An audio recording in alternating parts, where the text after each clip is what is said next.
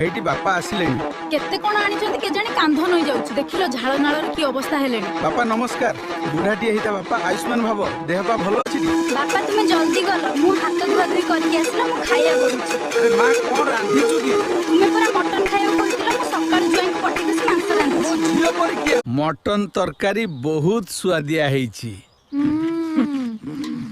आउ टिके दउची।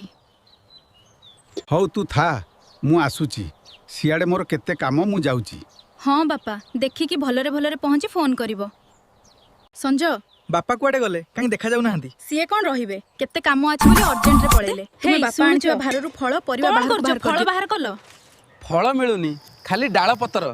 कोन मिलुनी? हां मिलुनी। हाँ मिलिला। एई देखो तुम बापा आनिचंती गोटे लिचु गोटे कदली गोटे अंगुरु। कोन कहिलो बापा गोटे भार आनिकी गोटे लिचु गोटे कदली गोटे अंगुरु आनिकी आस्तिले। तुम बापांको खोल बड़ किंतु खंडा छोट। काली एई तक फळ नै मंदिर जाई सावित्री व्रत करिवो।